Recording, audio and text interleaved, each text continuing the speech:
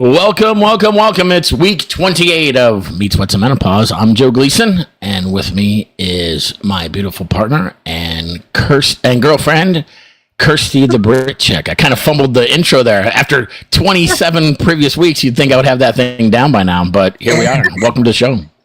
Hello. Yeah, we're a little preoccupied. It's been a busy day. Lots going on. There's lots going on right now in the news too. I literally had a quick flick through on my Facebook just to sort of see what's going on, what people are talking about, and it's just like everything's blowing up. And I don't what are you seeing the most? Well, here one of the things is really unfortunate news. I don't know if it made it to your side of the pond, but there's a little kid here that went missing in Calgary. I don't know if you heard about it. It was like about 12 days ago. Yeah, I think it's only because I heard about it because you guys had mentioned it a couple days ago, right. Like kind of behind back channel, but nothing. I'm not really seeing it in the stuff circling the news here. Not really, no. Yeah, I know I think it was on TMZ or someone. Somebody was putting it all out there. There was a little kid. It's a 11-year-old, like pretty low functioning autistic kid that was in a daycare and apparently left, and there was a camera of him showing him walking off or whatever, and so there's just been a massive search all like it's like 15 minutes from here, and so there's been a massive search for the last 12 days or so of everybody. Like everyone in Calgary is just obsessed by the whole thing. Everyone's doing searches. There's just reports every day on the news anyway. They just found a body today. I think they haven't said that it is. They've said they believe it to be him. Like that came directly from the police conference. So I don't know. Yeah. In some like pipe underground, like 500 feet, like down some kind of pipe under the motorway. So don't know. Everyone's been looking. No, it's just weird that nobody saw him at all. Yeah. Cameras and. Yeah, I was gonna say. With all the surveillance that they've got now, especially, and this is a big thing here, is like with flock cameras and with all the people who have Ring doorbells and all the different things, and so we can kind of get into that a little bit too, because I think there's a conversation to be had about how much surveillance and like just the difference between like our era of. I used to play in the woods and nobody, I mean, maybe the spy satellites from the Soviet Union or something, but, right. But like I had a completely non-videoed childhood. And you just think about how much surveillance there is now. So, and to go back to the other thing, and then we can get into that, but, as a parent, my heart absolutely goes out to the parents and the family of that poor kid. It's just, could you imagine? I just couldn't even imagine the pain that they've had to go through for the last however many weeks you said it's been, and then now to find out that he, there's a body, and whether it's foul play or just an accident or any of it, it's just tragic regardless. It's interesting. Like there's been a lot of discussion around this whole thing because obviously whenever a child or children are involved, it kind of like everybody's kind of really obsessed by it because it tugs on the heartstrings. Kids are innocent, like animals or whatever, same thing. And I don't know, it was just, people were said because there was the whole thing too, that he was autistic, he wore headphones, he was nonverbal, he was 11. People were just saying, well, why, when you have a kid like that and you're putting them in a day home, or just in general, like, why didn't he have like an air tag on him or something, and people were like fighting for and against all these things. And I don't know, there's just some really, the family haven't really been made public. Like they haven't come out. No one really knows, they haven't been shown on the television or anything like that. So there's just a lot of questions around all of this. And, if it's the daycares thing and they're trying to set up, we have the Amber Alert. They're trying to start an Indigo Alert for kids that, do like have special needs. Yeah, exactly. And because it needs to go out quicker, because I think it was like two days before they were allowed to issue the Amber Alert, by which time, I mean, you don't know what this kid's thinking, and I think he was 11 and they were saying his academic age was like 3. And he was nonverbal and he wore headphones, but obviously very, very smart as well. And they said, Sure. that he was just, obsessed like with water and figuring things out and all these different, things that he had going on.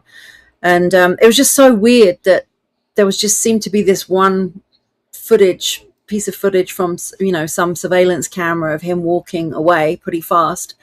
And then they kept saying, like, we know it's not foul play. I'm like, how do you know that? Right. Yeah. How do you know you didn't meet someone online or something and they're like, come meet me by the park, like you don't, I mean, I don't know anything. I'm just throwing shit against the wall, see what sticks, But what was interesting to me was just like, they had like drones everywhere seeking body heat. They were talking on TV, the police department, about all the new technology they were using to search him out. And it's like, how on earth could you not be found given all of this technology? If you thought if you wanted to hide, if you did something wrong, I don't know, you stole something or committed a crime and you wanted to hide, like it would be so hard to do. But this kid just found a way. He was underground somehow. I don't know all the details. It literally just happened like 10 minutes before I came on live and heard all of this. So it's really interesting. Yeah, no, for sure. And I just welcome Dan, by the way. Hello. I just mentioned this is kind of this is a big controversy here in the United States, and it kind of does weave into, how could you possibly be, for good reasons and for bad. I remember during the Super Bowl, we were watching the commercials, and it was like, with the Ring doorbell, they're like, oh, you can use it to find your puppy dog that gets loose, and they're like, look, every house has a Ring doorbell, so you can find your dog. And I'm, enough of a conspiracy theorist from like, find your dog, right? Yeah, right, find your dog. Yeah. It's like, Joe didn't pay his taxes this year. We're going to go find Joe, or, whatever it might be, like Joe ran a red light, it's like, we'll find you. So to your point, it is kind of interesting that somebody could be seen kind of leaving whatever the circumstance was and then like completely disappear and go off the grid. Maybe they jumped into like a giant Faraday bag or something. Not literally this time, but, I mean, how do you disappear? Like walking down the street, like my neighbor across our neighbor across the street, there were some kids, like 10 years ago that stole Halloween decorations of their neighbor a couple houses down, and her camera was positioned where it like busted the kids. They found the kids who did it. It was like, this was 10 years ago. This is before flock cameras. Cell phones with cameras weren't as pervasive as they are now. Like literally, how do you disappear off the face of the earth in a populated area, in the Western world with, and I think it was within 10 minutes of where he lived. And so they had these zones. That's what they were publishing on the television and stuff of like, so many meters circumference, and it was just getting bigger and bigger. But everybody was covering everything. So they had search parties, they had dogs, they had heat-seeking drones and helicopters and cops. It was just like when they were coming on saying I'm like, there's no way that like it was just really, I don't know. There's something odd about it, and I hate to say this. I probably shouldn't even say it out loud because I'm not taking away from what's happened. If right. This is what's happened and it is a terrible, terrible tragedy, I can't imagine. Like I would really hope that it's not what I'm about to say. But to your point of what we're trying to sign up for, that the government is trying to put in more and more of this surveillance stuff. And, it's like when there's, whenever there's like a school shooting or something like that, there's this right around this always just before, a big campaign about banning guns or surveillance or whatever, because anything for kids just wins the heart of the population. I mean, everyone is terrified of that. They're our most precious, thing that we could have. It is unless you want to see the Epstein list, then that's not the kids don't matter for that. But I know it's like, and that's the thing. And it's like I hate that I think like this, but it's like so many things just weren't making sense to me. And I'm not saying I don't even know what I'm implying. My brain kind of goes out there, and I start thinking to myself, was not did this happen, or what was this, not that it was done on purpose or anything like that, but it's like there's just been no details. There's certain things that don't add up, everybody is calling out for now, oh, we need more surveillance. Like, how could this possibly have happened? What if my kid went like, that's where my head goes. I'm like, what's coming up? Like at some point, are we about to get, told that, yeah, we're going to have even more surveillance and everyone's going to welcome it? Because remember this poor little boy and what happened to him. I mean, It's not related, but that's what will get used. And so, well, I think there's a lot to that, because the older, the older people probably remember, kind of to Dan's point here. When we were younger, we're like, you don't like the whole idea of the government, like you wouldn't just forfeit information. You're like, no, it's, we have privacy and all these things. But then as everyone that's got a cell phone is being surveilled to some extent.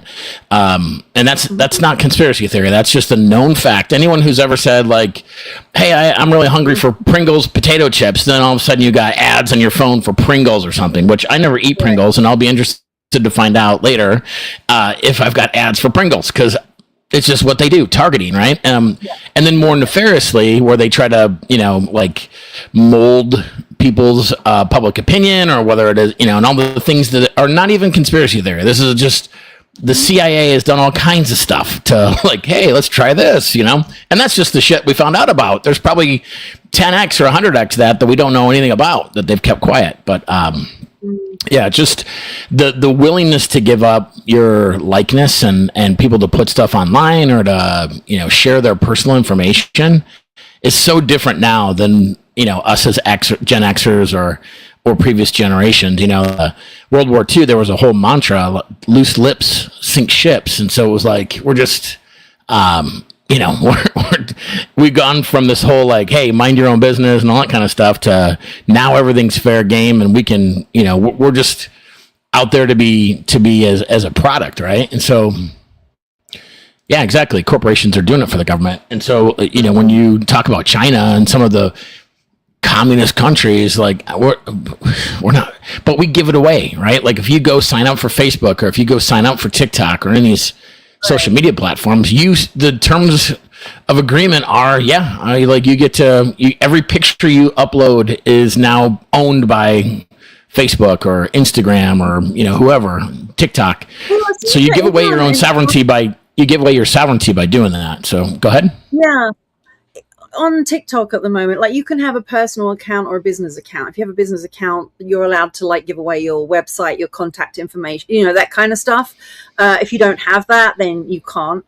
And it was interesting because I used to have a business account, and now they've changed everything. And so they took me off and put me, it was like, if you don't confirm your business or whatever right now, then you're going to go back to a personal account. And I got another reminder about it today, and I went and saw it. And so you fill out all your information, like what's your business, what's your website, what do you do? And that's really all I use TikTok for. I don't use it personally. It's literally for my business. But it's like, it's asking, depending on what country you come from, it asks you for like one of 4 documents to prove that your business is in good standing, or it's incorporated, or you have a license or whatever. And the things that it was asking for, I've never heard of. I'm like, I don't have that. Like, I've never had that. And why would I? Like, if I, because you can be like a sole trader, you can be incorporated, right? You can have different versions of what a business is. But if you're just different business entities, like, yeah. If you're just, you're basically on there and you're, I don't know, like a content creator, or you're a sole trader or something, there is no option for any kind of documentation for you to submit. Like, it doesn't exist. I'm like, and it's like they're trying to hook you in and sign you up to stuff and then connect with your government and everything. And it just feels like more digital ID. I'm just like, I've never heard of the paperwork that they're asking. Yeah, like, and I just think that. Yeah, it's like we may have already jumped the shark on on privacy, right?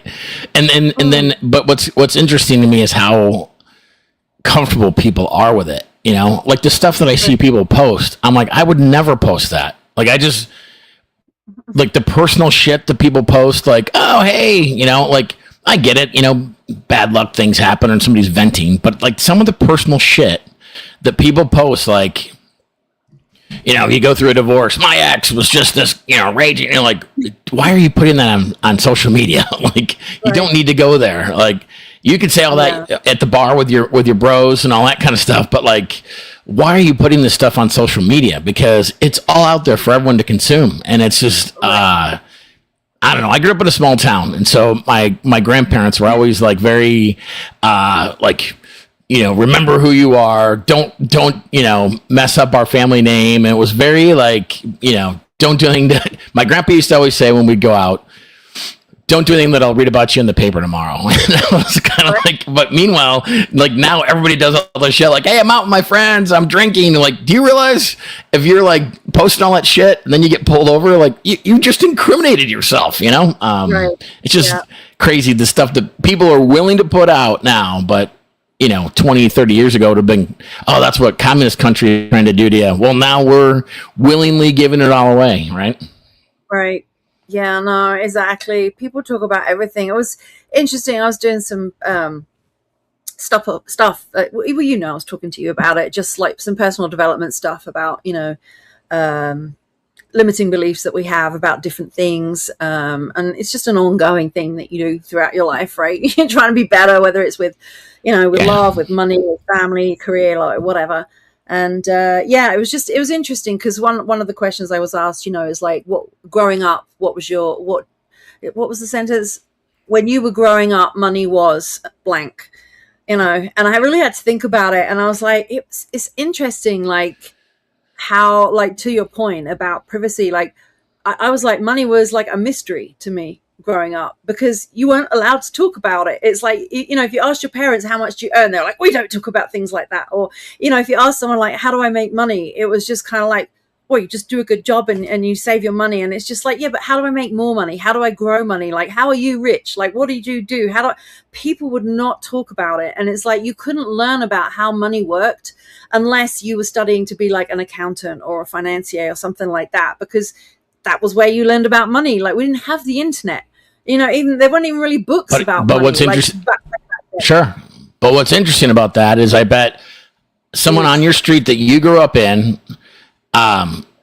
didn't have that paradigm. That was your paradigm in your household, and maybe the people that your family spent time with and your friends and how they were. But like, there's probably someone somewhere that was like, oh yeah, my dad just would take me into work with him every day, and he'd show me this and take me out to the Right. out to the factory and show me how the shoes were made, and like farmers that would, dad, the kids would get brought up into the farm to learn like the next generation and kind of keep it paying it forward. Like they're that's just, I look at that stuff and say like, it's like a kid that maybe that has, abuse in their childhood. They think, well, everyone gets abused. This is just how everyone gets it. Right. No, not everyone does. There's some very loving homes and that's the rule, not the exception, And so, it is interesting though, but I do think people are more, because of social media, I think people are more trying to look rich,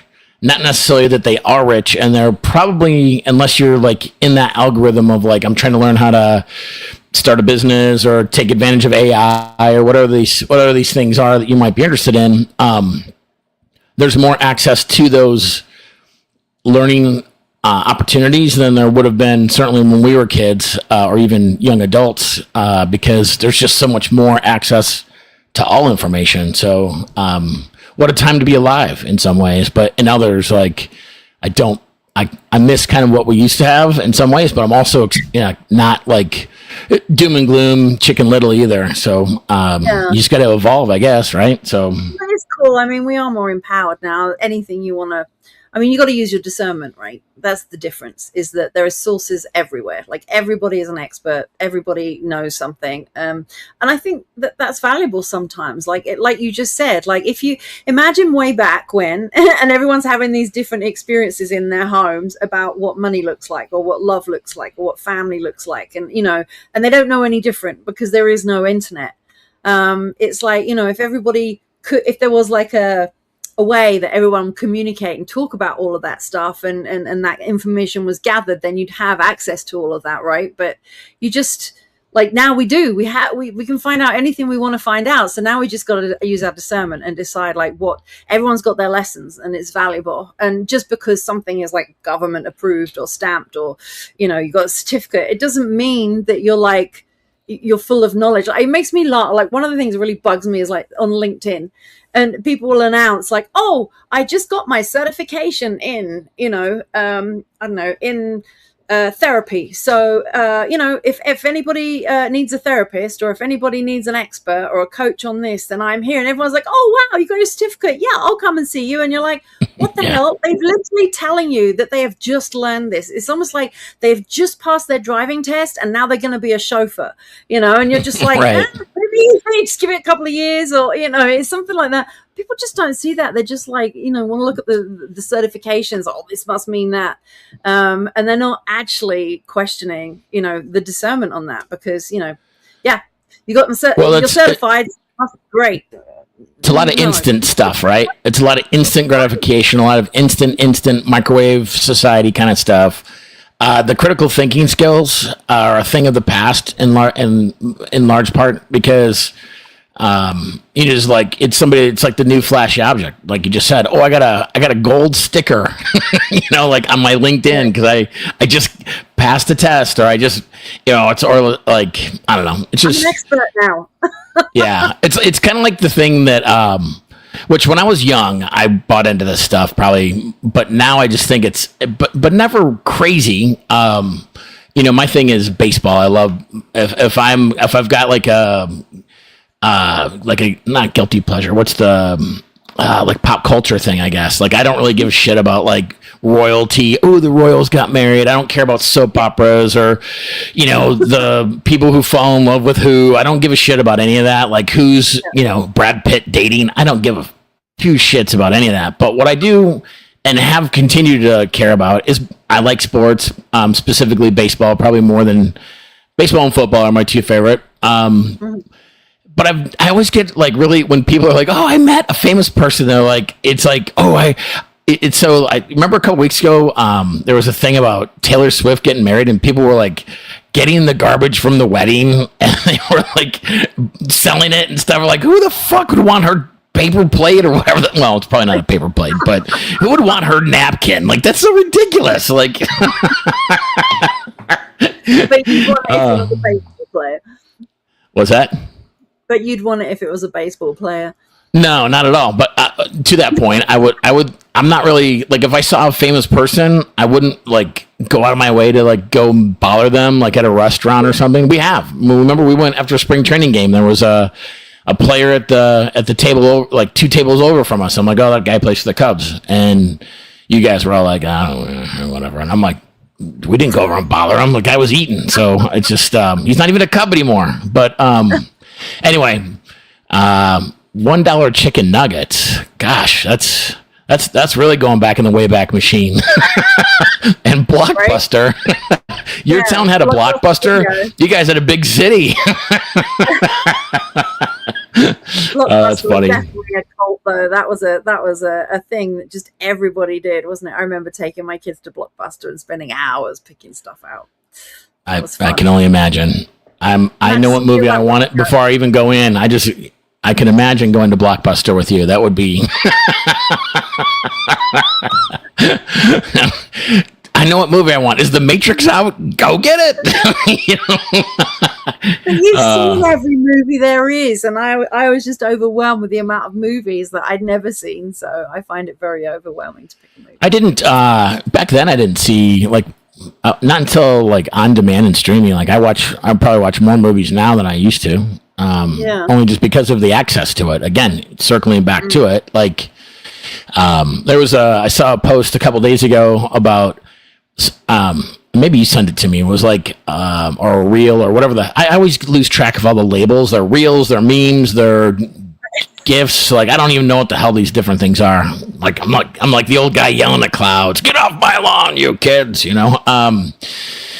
I think it was a reel where they interviewed somebody back in like the 80s, and it would have been probably at like a Blockbuster or something, and they asked them like, hey, someday people are going to walk around with phones in their pocket, and you'll be able to like talk to people, like have a video conversation with people, with someone with a phone that's in your pocket. And the dude, it was a couple, and the dude was like, Why would anyone want to do that?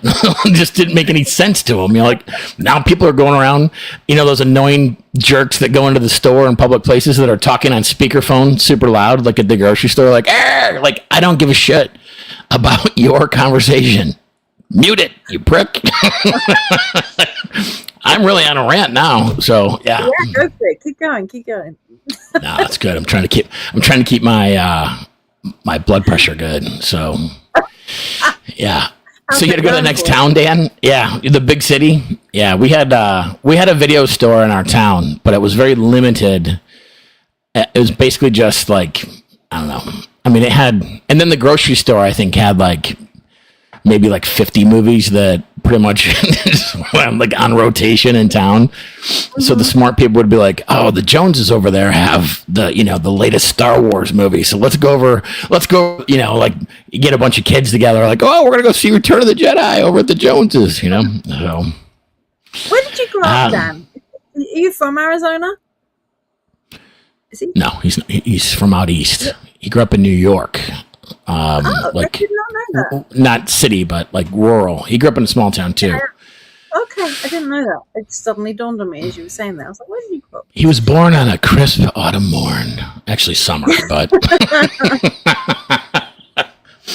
Holly, okay.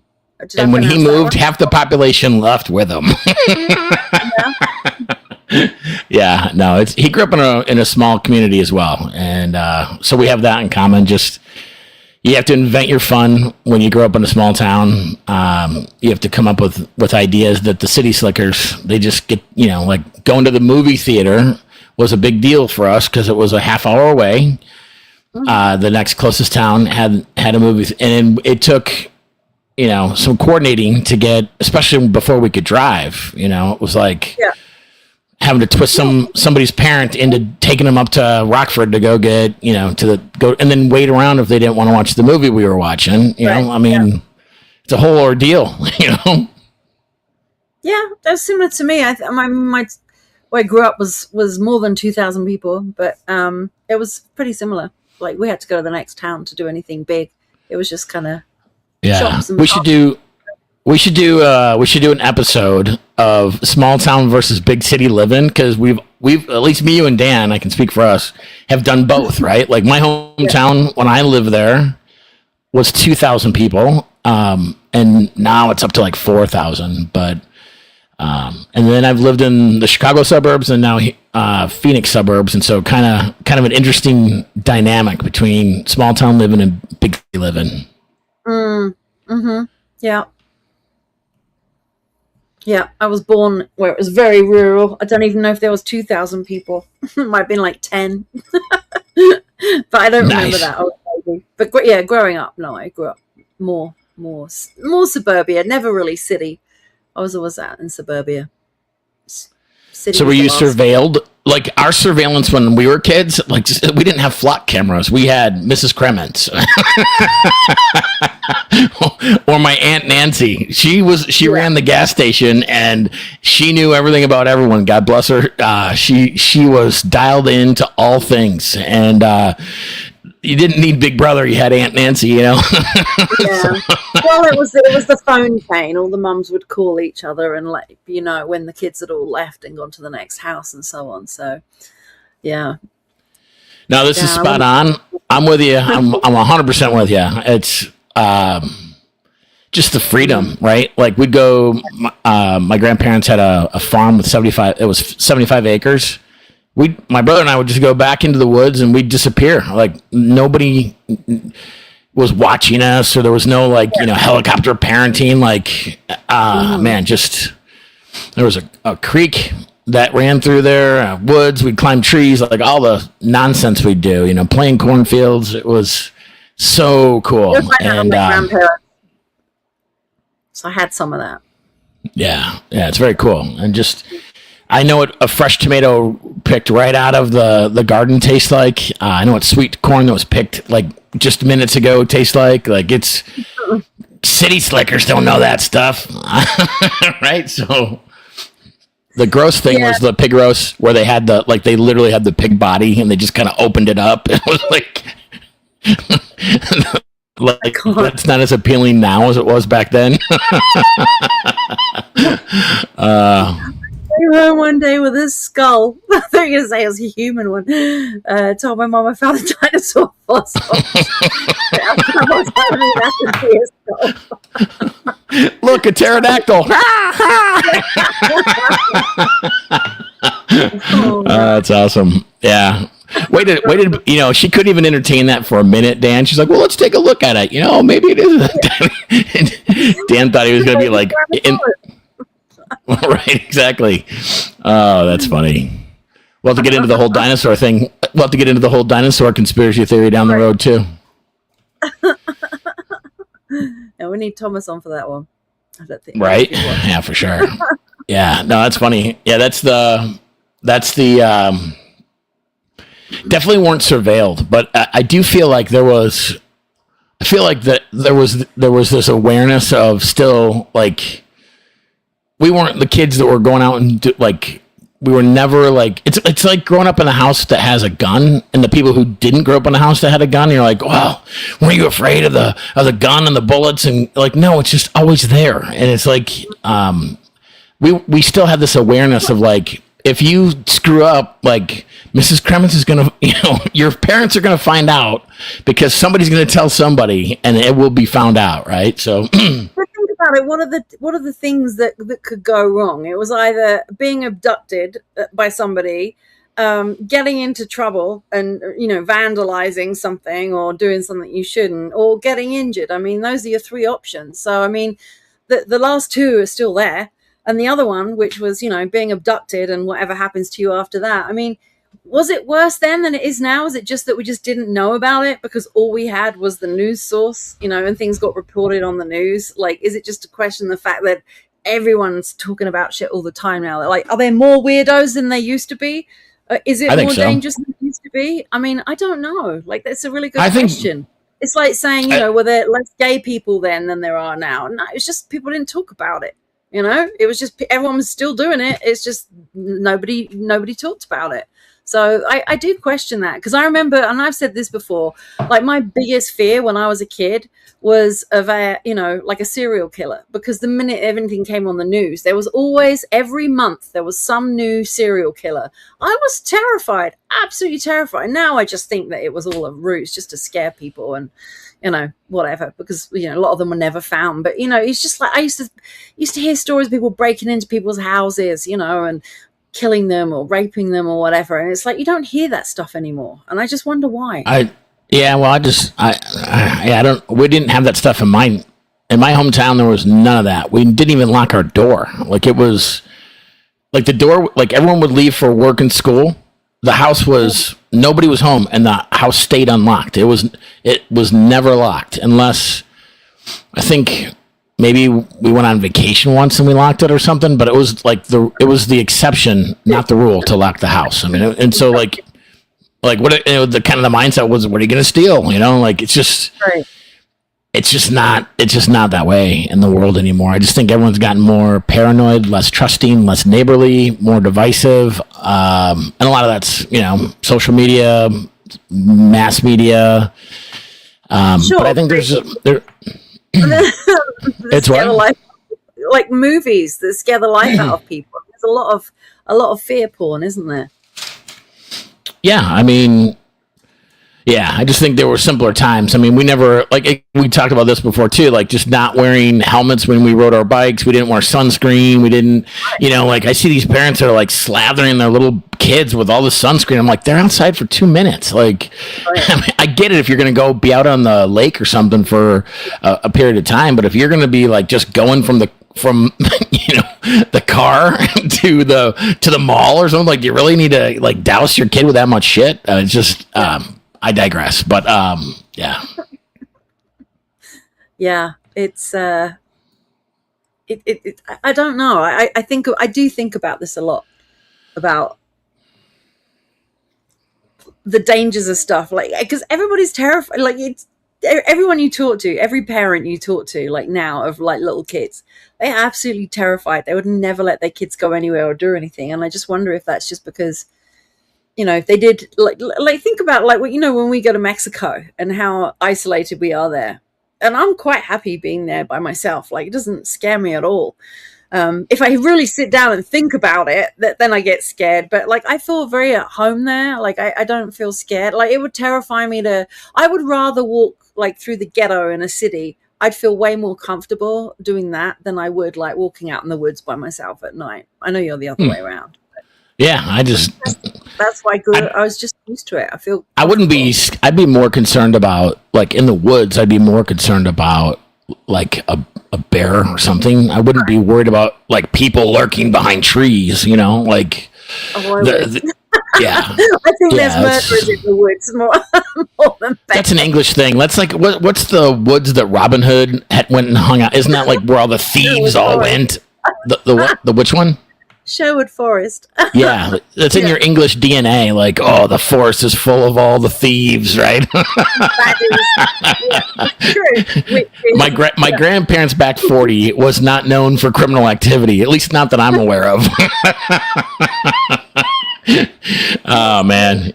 We used to horse around like my other buddy. His dad was a dentist, and he had, I don't know, a few hundred acres. It was huge, a huge wooded fields, all kinds of stuff. And we'd go back and build fires. And they had built a man-made lake, and then they also had an old camper that they had just set up permanently back there. And then they had a fire pit and stuff. So we'd go back just as a bunch of high school and college kids, and we just disappear into the woods, just a handful of us, and we'd have great, field parties, and like, it was great because it was like nobody was going to get pissed off. We're playing our music, we're just being kids, and I didn't think once about, what's lurking out in the woods. It just didn't cross our minds, Yeah. I'll tell you some stories, but no, I don't have any stories. Yeah, maybe I just had a demented childhood. I don't know. The more I think about this and dwell on it, and then I remember things, and I'm like, oh God. Well, I mean, the whole size of England is like the same size as Illinois. Like, it's not a huge, like, you're not spread out the way we had. We had so much more. I feel like there's more space. Just like the population density was just thicker there, even in your more rural areas. Like, the next town over wasn't 100 miles away. It's right. 3 miles away, Right. Yeah. Or whatever, kilometers, whatever your metric is. So, yeah, I mean, that's that whole thing with like overpopulation, right? Like, we're not the Earth is not overpopulated. Now, could we be better with our resources? Sure, we could have that conversation, but the Earth is not overpopulated. Anyone that's ever driven from the east to the west coast or the north to the south would know that, or even smaller little spurts, you'd know that. What is this? The statistic is with every. I just saw this the other day. Like, with every human, if you took every human, every human on the earth, not just the United States or Canada, on the entire planet, you could put them in the state of Alaska, and everyone have their own acre of land. So, right. What's the rest of the world for? I mean, anyway, kind of clunky here today. I'm just kind of all over the place. My mind has been racing with a lot of different ideas. I've been taking some new courses, and so I'm not really focused for conspiracy theory. I'm just kind of struggling with the Gen X stuff too. Like, I feel bad for our kids and our grandkids because we had a great. What's that? In what way? What do you mean? The innocence that's lost, and just even I'm guilty of this. I'm way more of a helicopter parent, or was more of a helicopter parent with my kids growing up than what I ever had. Like, we had, and I'm not saying it was in a bad way, but like, there's a park like 3 blocks from here, and the kids, when they were little, like, it's like a couple blocks, when they were like 7, 8, I would always go up there with them. Like, I was never just like, yeah, go ride your bike up there. I don't know why. Like, I don't know what I was worried about, but I just didn't know people in this neighborhood the way that I knew people growing up, and because my mom had grown up there, my grandparents had grown up in that same town, so like, everyone knew each other. So my mom could just say, off you go, or Yeah. when we were out in the woods, or when we were out in the country, there was nobody around. The next closest farms were probably over a half a mile away, maybe closer to a mile away. They were, and Well, there's probably something to that. I mean, it's not like, our parents' era may not have had lots of cars and the ability to travel. Um, but we did. I mean, generally your family had a car and you could get on a bus and use public transport. But if you think about it, like the ability to move around and to go live in another place where you don't have any family and friends and start over, I think that wasn't as common when we were well, I kids, think, and definitely our yeah, parents yeah. were kids, like, because you just didn't. I mean, I did. I don't know. It was just weird. My whole family's been like that. They just do their own thing, and I didn't really grow up around family, to be honest. But I think it was less common than it is now. I think that's Sure. part of it. People would just go live wherever, and you're right. Like they don't have necessarily the family support systems around them. They're not living where they grew up, or they're not having their kids where they grew up. People have expanded because they travel, Yeah. they can move around, there's airplanes, there's jobs, there's different reasons. Well, I mean, if you think about even some of to your point, just kind of, I think you're kind of saying it at the end there. Like my grandpa grew up on a farm where he plowed the fields behind horses, like hand plowed. Right. Yeah. His parents never owned a car, so my grandpa didn't grow up one day of his childhood driving around. When he turned 16, he didn't go get his driver's license, and so if you just think about from just skipping one generation to me, like the idea of going 100 miles away to go to college wasn't that big of a deal. But for my grandpa to have to ride a horse to go to college Right. would have been like, whoa, you got to factor in a little bit more. You got to think ahead a little bit. Like, where's the horse going to eat? Where are we going to sleep along the way? Like, for us, it was like, I can get there and back in one day. It's not a big deal, Like, Well, my grandparents had never been on an airplane till they were like in their 70s. that's wild. Like, so you just didn't move that far. So everything was pretty close. And I think that's a big part of it too. And then just our, yes, there were newspapers, there were telegraphs, there was then radio, then there was TV, but like, just think about like the access to information, like there was no realtor.com when we were kids where you can go like, oh, there's a nice house like 20 miles away. Like, look at this. This is me. It's got a pool. It's got a half acre. Like you're kind of stuck to your little area. If you're like, you don't know what you don't know. That ignorance might be bliss. That goes back to last week. Ignorance is bliss. Yeah. Give me the blue pill. Would it be nice? Like, I think it's good to be both. Like, I kind of been thinking about that more too since last week. I'm like, I think there's like eras where I really like to go down rabbit holes, and I like to like, because I'm just a curious person. And I was talking about this with Vince a couple weeks ago when he was out here. Like, he's like, because he's way more blue pill than I am. Right. And again, I don't judge anyone. Like, you stay who you are. I don't have there's no judgment for people who are, just believe what you want. But I don't really get to where I'm like, this is true, and I just beat the hell out of people about anything. I'm just very curious about certain things. So I'll go down rabbit holes like Flat Earth to just go, what's it all about? What are they talking about? And other people are like, why would you waste your time? Because it's just nonsense. Well, the people who explore and have curious minds are the ones that pivot. And I'm not saying Flat Earth is one way or the other, but like if you stay status quo, and nobody's ever kind of pushing the boundaries, then how do you know that dinosaurs aren't real? They're really just dragons. How do you know that, It's interesting to ask the question because we're literally repeating shit that we got told. So, we may never know the answer, probably. Like, that's the whole thing. That's the thing I laugh about, like the whole flat earth, globe earth, fucking hot dog, oblong earth, whatever it is. My whole thing on that is like, unless you've left the earth, you really don't know, because there is just so much. I went down that whole flat earth rabbit hole as the biggest cynic ever to prove people wrong, because I thought it was so ridiculous. And I was like, I literally dived down it. And then as I'm in there, I'm like now I'm really confused. Like, I actually don't know. Like, what it's made me realize is like, I don't know. And I don't trust that what I've been told is true. And so I don't really sit anywhere in any of that. Like, I just don't.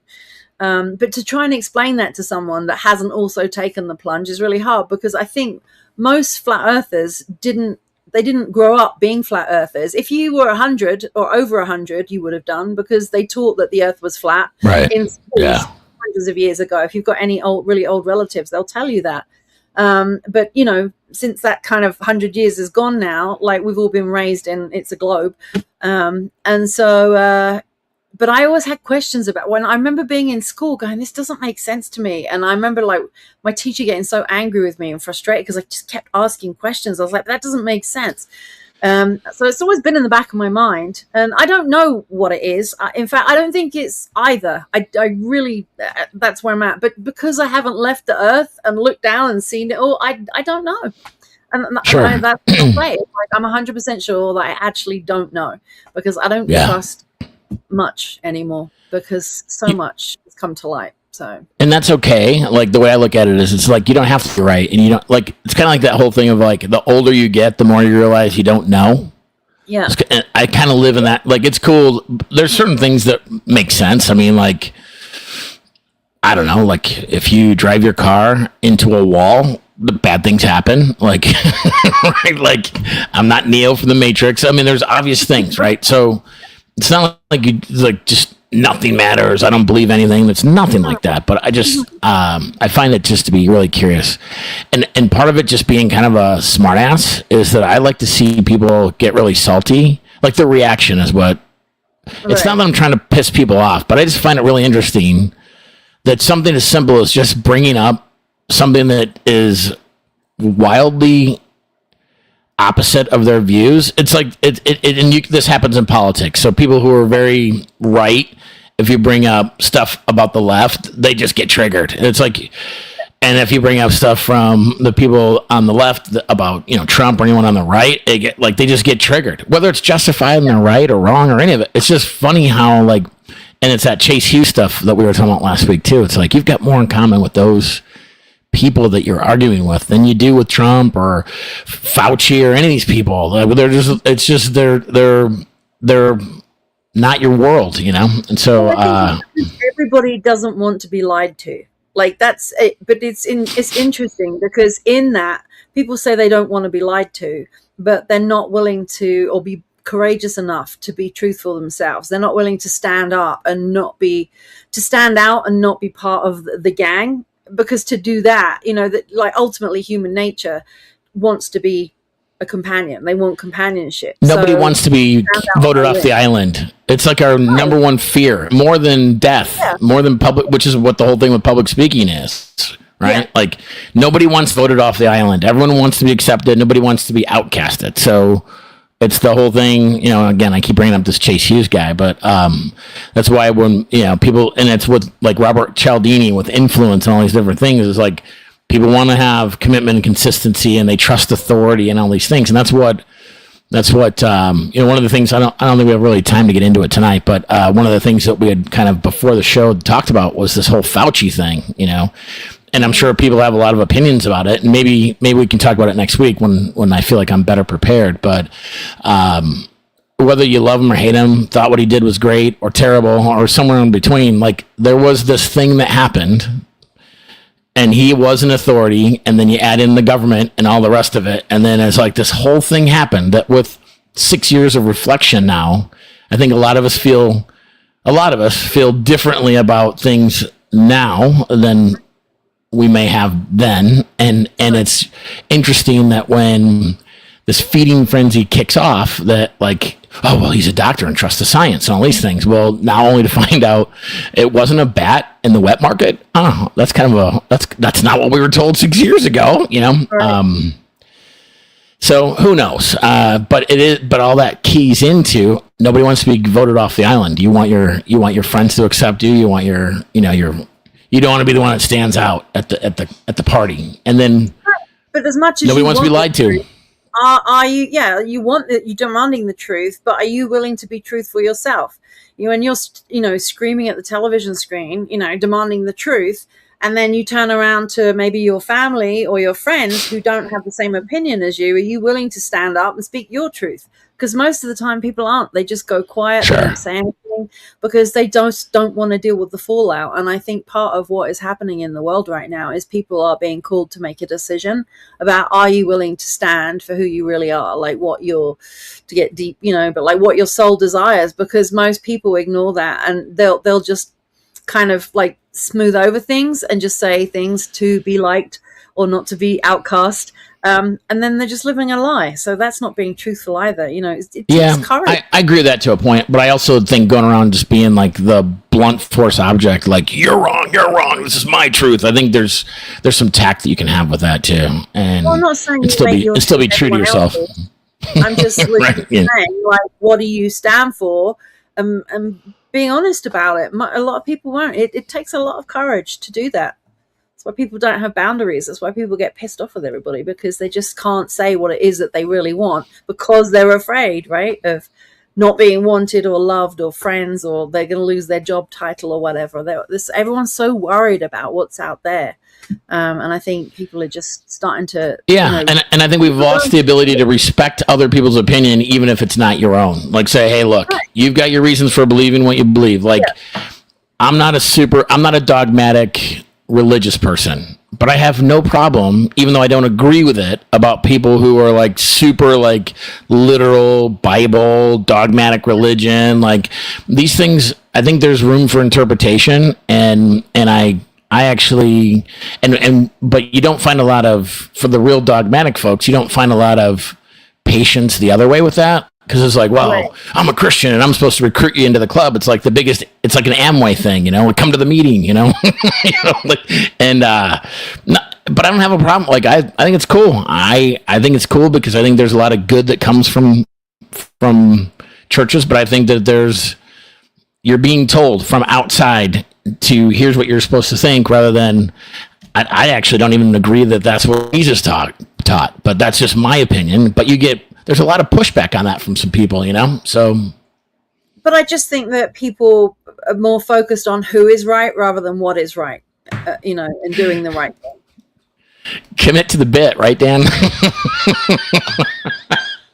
It's true. They do. Right. Hey, man, if you had 47 virgins waiting for you, you'd probably be a little more committed to it, too. Oh my goodness, this is the one that gets us banned, right? Not at all. This is the most wrong with that. Like, it's real. Like, people can believe what they want to believe, and good for them. But a lot of people won't stand up and say that. They'll say they believe in something and then do the opposite because they're just doing it because they don't want to say what they really think. I'm all for people. Assholes are going to asshole, murderers are going to murder. Like, that's just how people just are. It all just is. They are them, and they have every right to be them. It's, my choice is whether I choose to associate with that or not, or follow along with it or not, or lie about it or not. That's my response. And that's what I'm saying. That's where the courage comes in, is like, can you be courageous enough to just stand your ground and say what you believe in? If you want to be a suicide bomber, I'm sure there's loads of people on the planet that you can hang out with and plan your suicide bombs with, but just don't hang out with me.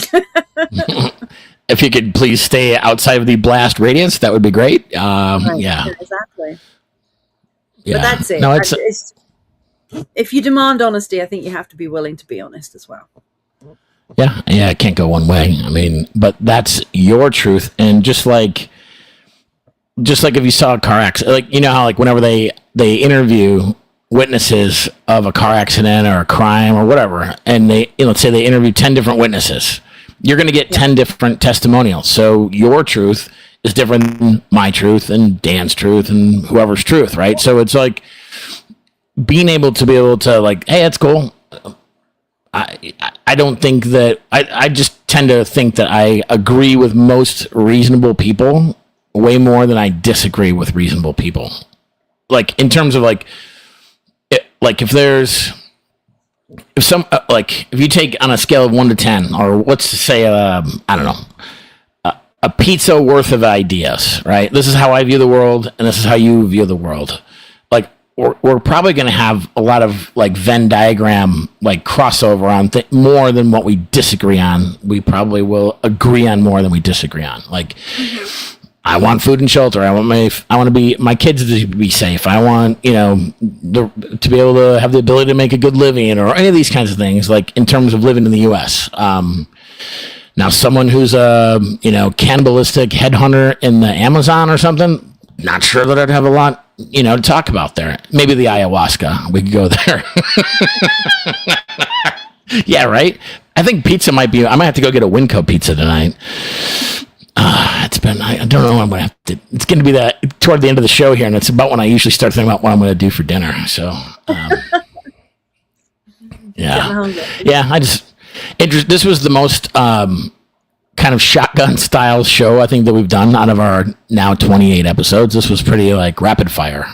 Not shotgun, rapid fire. See, I'm all over the place. Speak for yourself. I don't know. I'm just listening, Carrie. Just talking along with you. You just keep going. You want to talk about IULs now? I've been on day 2 of my IUL course. Tomorrow's day 3. You guys want to find out all about tax advantage strategies? Great stuff. Great tool. Yeah, totally. And I'm sure Dan can speak to that too. Yes. How long is it? It's 3 days. How many days are you doing it for? I didn't realize that you were doing it. It's 3 days. It's like 2 hours a day. 2 hours. The first little bit of it's like sales pitch, and then I kind of skip past that. But then they get into the meat and potatoes, and it's really good stuff. So, ooh, that's awesome. Yeah, just learning even better ways to. It's just another arrow in the quiver, right? Just yeah. Another tool. I was going to make a joke about my brother being a tool, but he's not on, so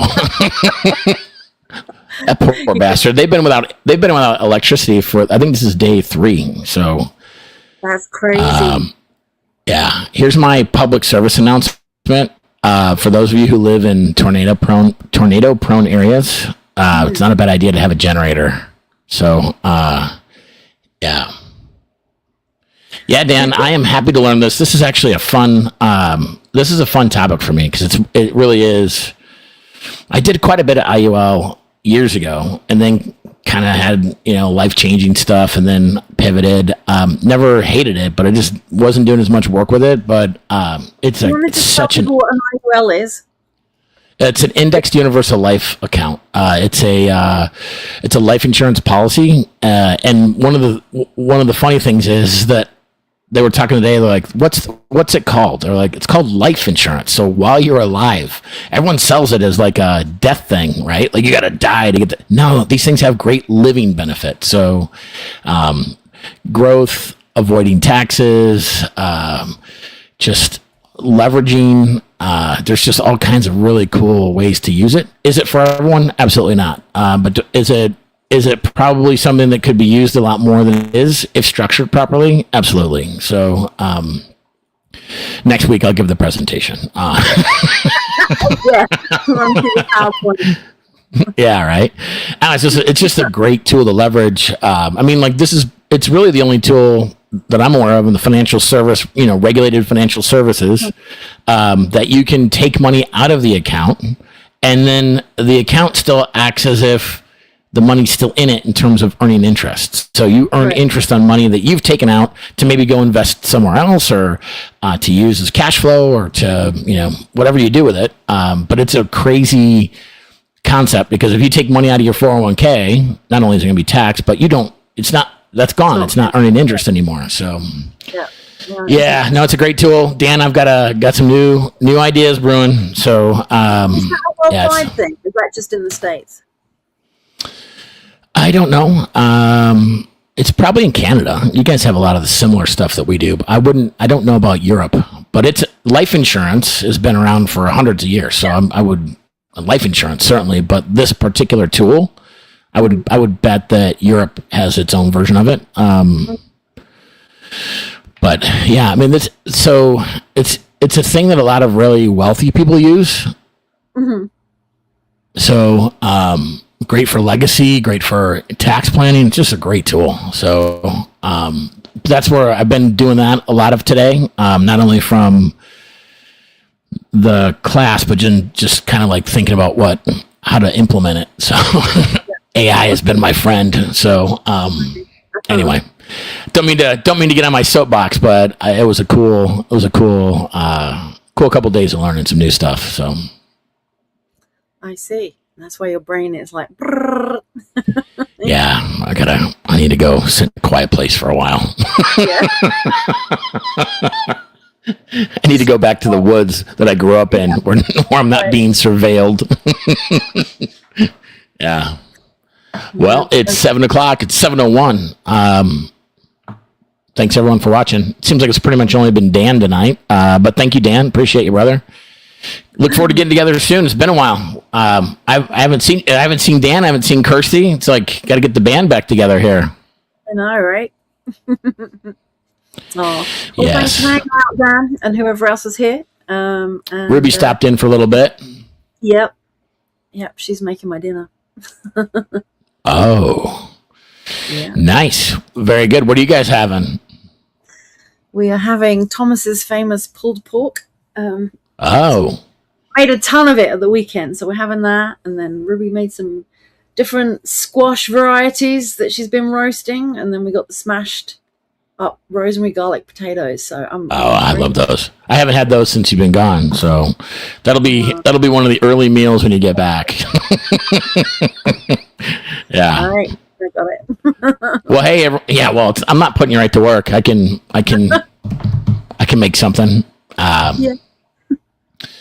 Anyway, thanks everyone for tuning in. We'll be back again next week, same bat time, same bat channel. Hopefully, I'll be a little less scatterbrained. Oh my goodness. Thanks everyone. Another great week, and look forward to talking to y'all soon. Be well. Absolutely. Thanks for guys. Take care.